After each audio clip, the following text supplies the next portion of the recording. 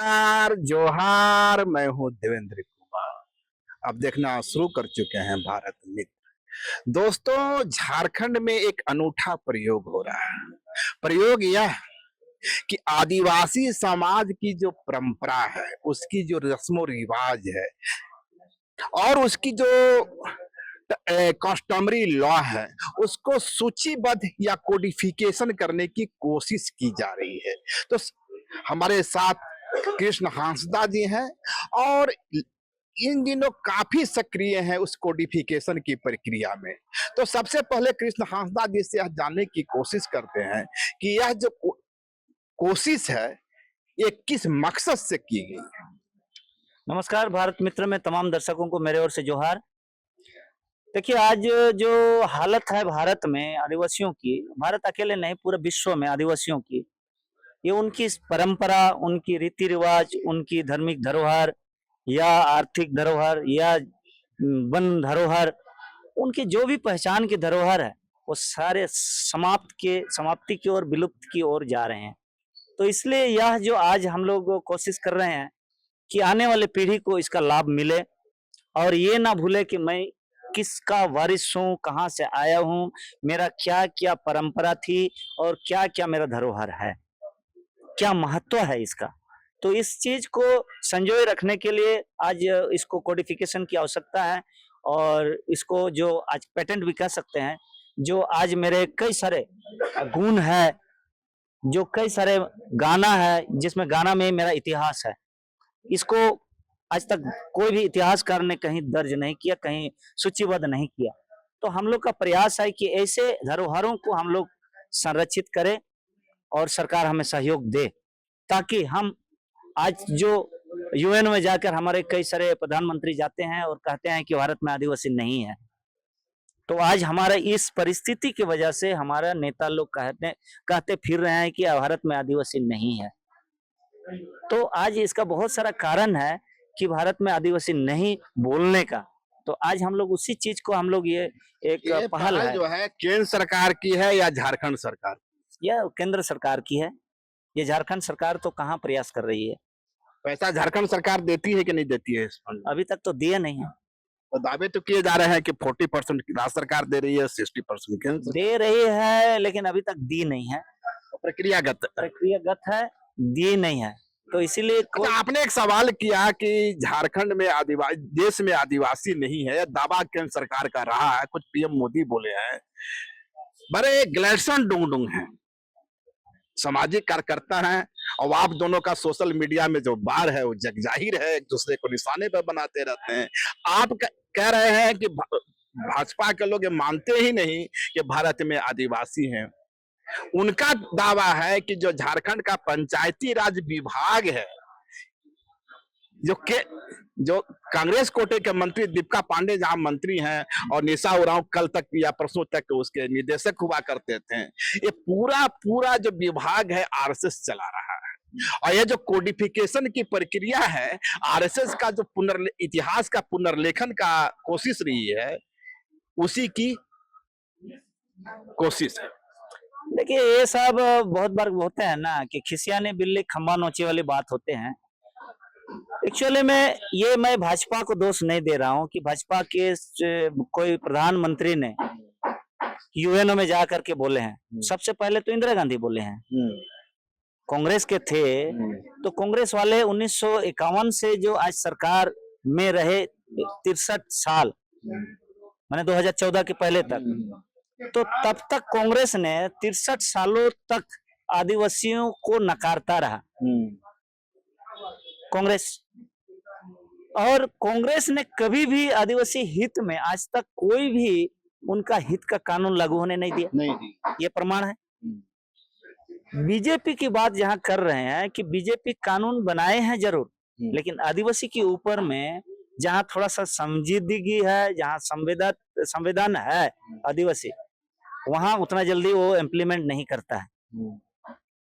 तो यह देखने को मिलता है इन दोनों में अंतर। ये दोनों का अंतर तो ठीक है। एक पीछ पे कम से कम आप ग्लेडसन जरूर है, वो पीछ है कांग्रेस का विरोध। ग्लेडसन भी कहता है कि दक्षिण छोटानागपुर से कांग्रेस का समाप्त कर देना है, कांग्रेस आदिवासियों की दुश्मन है। कृष्ण हांसदा भी मानते हैं कि कांग्रेस ने कभी भी आदिवासी समुदाय के लिए कुछ नहीं किया। तो दोनों तो एक मीच मैं उनकी इस बयान का स्वागत करता हूं और धन्यवाद दूंगा कि कांग्रेस का इतना विरोधी है, लेकिन दिखाना पड़ेगा ना। लेकिन गलटसंग जी इतने पढ़े लिखे हैं, एक्सआईएसएस से पढ़े हैं, एमबीए किया। मैं एमबीए वाला नहीं हूँ, मैं पॉलिटिकल साइंस ऑनर्स का हूँ। अब कंफर्म है वो एमबीए किए हैं। हाँ, एक्सआईएसएस में पढ़े हैं। तो बात हो रहा है कि कांग्रेस को जब वो समझ रहे हैं कि कांग्रेस ने कभी आदिवासी हित में कामें नहीं किए हैं, तो शिल्पी नेहा जी के वहां पर क्या गुटरगुम करते हैं। तो आदिवासी समाज के जो मुद्दे हैं उस मुद्दे को लेकर जाते हैं, तो मुद्दे को लेकर के उनको अच्छा बात बताया जाए ना, तो पी पैसा करके काहे कंफ्यूज करते हैं। पी पैसा की बात कौन कर रहे हैं? इलेक्शन डुंगडुंग कर रहे हैं। डुंगडुंग तो किए थे, तो बाद में बहुत जब उसको क्रॉस करने लगे, प्रेस मीडिया के माध्यम से पूछने लगे कि उसका गैजेट दिखाइए, तो पी पैसा का तो गैजेट है ही नहीं है। ग्लैडसन डुंगडुंग पी पैसा की बात किए थे या शिल्पी नेहा तिर्की की थी पी पैसा का बात कौन किए थे? आप देखिए, बात हो रहा है कि कोई आपका मुंह में कान में डालेंगे, आपका मुंह से सुनेंगे, तो आप तो मैं आप ही को ना देवेंद्र सिंह को ही समझूंगा कि देवेंद्र जी ऐसे बोल रहे हैं, तो उसको कौन पढ़ाया? दोषीदार तो वो है। अच्छा, आपका मानना है कि शिल्पी नेहा तिर्की पी पैसा के बात इसलिए कर रही है कि ग्लैडसन डुंगडुंग उसको यही बात समझाए। ग्लटसन डुंगडुंग अकेले नहीं है, इसमें कई सारे लोग हैं उनके साथ। काफी सारे रिटायर पर्सन हैं जो घर द्वार में काम काज नहीं है, पेंशन खाते हैं। और इस तरह समाज में वो सोचता है ना, मैं एक छोटा सा 2 शब्द में कहानी सुनाता हूँ। कुछ पेड़ जो होता है ना, पेड़ वो देखिएगा, छाया इधर, जब सूरज इधर रहता है तो छाया उधर होता है। अच्छा अच्छा। तो वैसे ही कुछ आदमी का होता है ना, आत्मा में ईश्वर वास करता है, किसी का में वो भूत टाइप का प्रेतमात्मा वास करता है। तो प्रेतमात्मा जो जिसका आत्मा में वास किया है, वो सोचता है मैं अच्छा काम करूं, तो उससे गलती होता है। अच्छा, यही स्थिति मैं नाम नहीं ले रहा हूँ और नाम लेना उचित नहीं है ना। तो ऐसे कुछ आदमी लोग हैं, तो सोचता है अच्छा काम करूं, गलत हो जाता है।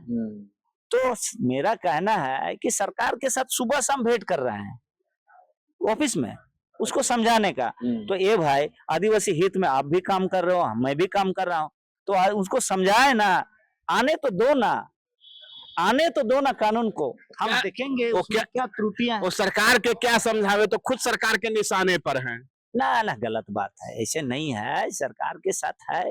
तो ये टीआरपी बढ़ाने की, इसको हाल में उनका पीसी देखे होंगे जब उन्होंने कहा कि हम पे हमला जान मारने की धमकी दी गई। कोई प्रूफ है? कोई प्रूफ? उनका दावा है। अरे दावा तो मैं भी बोलूंगा कि कल हमको प्रधानमंत्री बनाने वाले हैं, आप मान जाइएगा। कल हमको प्रधानमंत्री बनाने वाला है बीजेपी, और कृष्णा हांसदा बीजेपी में जाने वाले हैं, तो मान जाइएगा। आपको लगता है कि टीआरपी बढ़ाने के लिए सिर्फ बस टीआरपी, बंधु तिर्की, ये छोटा सा आदमी को धमकी देगा? बंधु तिर्की के सामने कोई चीज है? ये धमकी देगा? बंधु तिर्की का नुकसान किया बताया ना, क्यों थाना में एफआईआर नहीं किया? तो ये सब चीज जो है बेतुकी, अपना टीआरपी बढ़ाने के लिए कोई पत्रकार किसी को पूछेगा तो मेरे बारे में थोड़ा सा चर्चा करेगा, मेरा नाम होगा कि फलाना को धमकी दिया जा रहा है। ऐसे बात नहीं है, वो खुद कांग्रेस समर्थक है।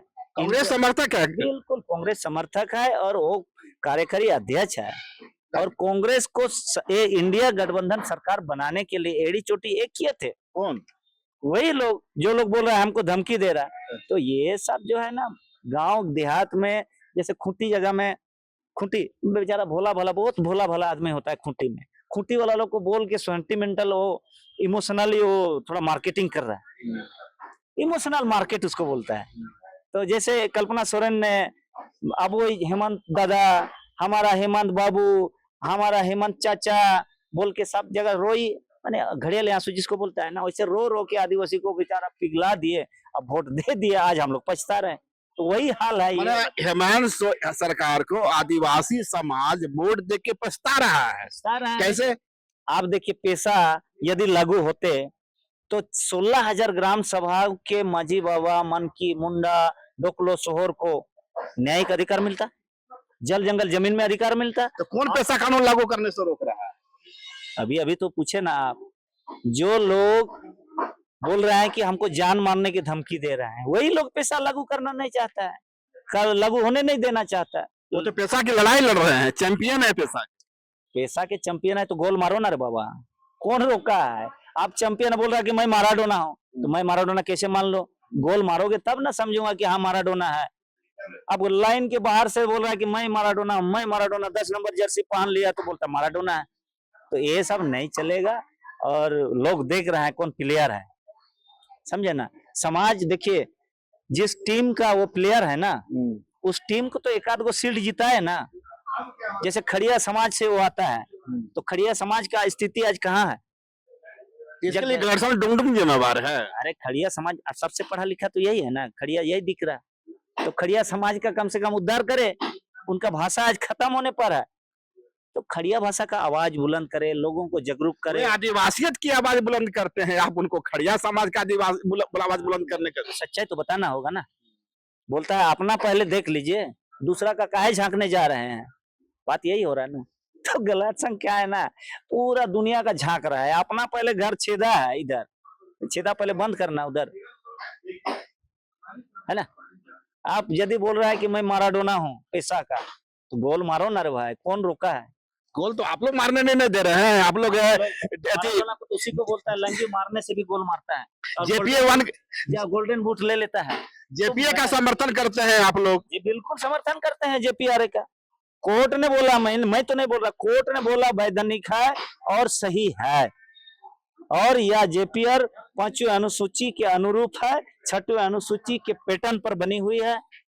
इसीलिए जेपीआर जो जेपीआर 6ठी अनुसूची के पैटर्न पर बनी हुई है, ये दावा आपका है। तो ये बताइए कि 6ठी अनुसूची का जो पैटर्न है वो तो जिला स्वशासी परिषद की बात करता है, तो आप जिला स्वशासी परिषद चाहते हैं या ग्राम सभा का सशक्तिकरण चाहते हैं? जिला स्वशासी परिषद को समर्थन नहीं करता हूँ, आपको मैं बता रहा हूँ। जेपीआर के समर्थक कैसे हो गए हैं आप? जेपीआर में कहाँ लिखा हुआ है? तो आप ही ने कहा कि उसी पैटर्न पर है। अरे जेपीआर का कुछ पैटर्न को लिया गया है, जेपीआर के तहत 6 शेड्यूल का कुछ को लिया गया है, लेकिन 6 शेड्यूल यहाँ लागू नहीं हो सकता है, क्योंकि यहाँ 32 समुदाय अलग अलग उनका रीति रिवाज है। पर ग्लेडसन तो 6 शेड्यूल की मांग करते हैं। 6 शेड्यूल की मांग कर रहा है तो जिला स्वशासी परिषद होगा। हाँ। तो जिला स्वशासी परिषद तो क्या हम 16,000 ग्राम सभा में 16 को हम जिला परिषद को हम चुन ले? इसका कारण क्या हो सकता है? ग्लेडसन ऐसा क्यों कर रहे हैं? बस गुमराह कर रहा है, आदिवासी को अधिकार ना मिले, आदिवासी को अधिकार ना मिले। ग्लेडसन अकेले नहीं, और लोग भी मांग कर रहे हैं। अरे बाबा कितने आदमी हैं, कितने आदमी हैं, केवल रांची में आप सब। विक्टर माल्टो भी 6 पैटर्न की बात करते हैं। तो विक्टर माल्टो, ये आपको उसको कानून की जानकारी नहीं है, कोर्ट में क्यों नहीं बोला? 6 शेड्यूल यहाँ लागू ही नहीं हो सकता, कोर्ट ने बोल दिया। तो मूर्ख की तरह ये लोग बात कर रहा है 6 शेड्यूल का यहाँ पर लागू कराएगा, 5th शेड्यूल में संभव नहीं है। उसको ज्ञान होना चाहिए। रिटायरमेंट इसीलिए दिया जाता है, सरकार क्यों रिटायर करता है? काहे कि उनका मानसिक और शारीरिक दोनों साथ नहीं चलता है। मैं यही कहूंगा, रिटायरमेंट आदमी लोग को इसीलिए ज्यादा ये सब जो। छोड़िए बात, तो ये बताइए, ग्लेडसन का जो आरोप है कि जो कोडिफिकेशन की प्रक्रिया में आप लोग बढ़ चढ़ के हिस्सेदारी ले रहे हैं, ये दरअसल आरएसएस के एजेंडा को आगे बढ़ा रहे हैं, ये कितना सही है? क्या आरएसएस आप लोग को फंडिंग कर रही है? आप खुद कह रहे हैं कि भाजपा आदिवासी समाज की हितैषी है, तो इंडिकेशन तो सही है। तो उसका आदिवासी हित में कौन कौन सा काम किया है वो भी तो थोड़ा सा बताना होगा ना। आप ही ने कहा कि भाजपा थोड़ा नर्म है आदिवासियों के प्रति। कहाँ बोले मैं? अभी आपने कहा कि कानून बनाती है पर उसे लागू नहीं करती है, कांग्रेस लागू कर देती थी आदिवासी। कहा? तो कांग्रेस ने 63 साल से कानून बनाए, लागू नहीं किया। आप उल्टा पूछ रहे हैं। अच्छा, उल्टा है। मेरे को कंफ्यूज मत कीजिएगा, मैं पागल भी नहीं हूँ और मैं पिया हुआ भी नहीं हूँ, होश पे हूँ। और आपको मैं बता रहा हूँ, कांग्रेस ने कानून बनाया और कभी भी आदिवासी हित में कानून लागू होने नहीं दिया। अच्छा। बीजेपी ने आदिवासी के खिलाफ में कानून बनाए, ये पता चल रहा है। अच्छा। लेकिन कांग्रेस का बनाया हुआ पता नहीं चलता था। ये है। तो फिर कांग्रेस का विरोध क्यों करते हैं आप लोग? तो करेंगे ही भाई, वो मेरे लिए कानून बनाया और लागू होने नहीं दे रहा है। अच्छा, इसलिए बनाया, लागू होने नहीं दे रहा। और जोर जबरदस्ती उतना नहीं किया। अच्छा। अभी जैसे फॉरेस्ट कंजर्वेशन एक्ट 2023 बनाया है, लेकिन भाजपा चुप है। कांग्रेस होते तो पता नहीं और कितने मारते हमको। ये तो मीठा जहर है, ये तो तीखा जहर। कांग्रेस मीठा जहर है, कांग्रेस मीठा जहर है और बीजेपी तीखा जहर है। बस आप किसके साथ खड़ा होइएगा? मैं तो आदिवासी के साथ हूँ। तो आदिवासी किसके साथ खड़ा होगा? आदिवासी के साथ होगा, भारत आदिवासी पार्टी के साथ होगा। भारत आदिवासी पार्टी के साथ। जी, और ये जो आरोप है कि ये आरएसएस का हिस्सा है, आरएसएस की प्लानिंग, ये गलत है। ये बिल्कुल गलत है, ऐसे तो कोई बोलता ही है। जब देखिए ये आरोप भी गलत है कि पंचायती राज विभाग को आरएसएस चला रहा है झारखंड में। ऐसे संभव है? झारखंड सरकार के वो तो कह रहा है कि कांग्रेस निकम्मा है, सरकार चलाने योग्य ही नहीं है। अब सरकार मंत्री भी नहीं चला। सरकार कौन चला रहा है? सरकार कौन चला रहा है? इंडिया गठबंधन। इंडिया गठबंधन को किसने बनवाया? किसने बनवाया? वही तो बनवाया है ना, गलेक्शन। जी हाँ, इतना बड़ा कद है गलेक्शन का, इंडिया गठबंधन को शक्ति मिला। जी तोड़ मेहनत किए हुए थे। मेहनत करना अच्छी बात है। यदि हम मेहनत करें हिमालय तोड़ने का तो मेहनत कर सकते हैं, पर हिमालय तो हमसे टूटेगा नहीं। दशरथ माझी को पहाड़ तोड़ने में उसको आज याद किया जाता है ना, तो उसी तरह इंडिया गठबंधन सरकार बनाने में नाम आएगा गलेक्शन डुंगडुंग का। तो ये थे हमारे हिस्सेदार, वही होगा। ये थे हमारे साथ कृष्ण हांसदा जी। और एक बड़ी बात नहीं है, दोनों के बीच सोशल मीडिया से लेके सामाजिक जीवन में भी तकरार चलती रहती है। हालांकि दोनों, मैं अपने दर्शकों को बता दूं, दोनों के रिश्ते बेहद अच्छे हैं। कहीं रिश्ते में कटुता नहीं है। ये सवाल मुद्दे की है, मुद्दे में एक दोनों दूसरे पर वार करते हैं। इसे इसी रूप में लिया जाना चाहिए। अगर खबर पसंद आए तो आप QR स्कैन कर दें हमारा साथ। आपका एक छोटा आर्थिक सहयोग है हमारा बड़ा हौसला। द भारत मित्र, बुलंद भारत की बुलंद तस्वीर।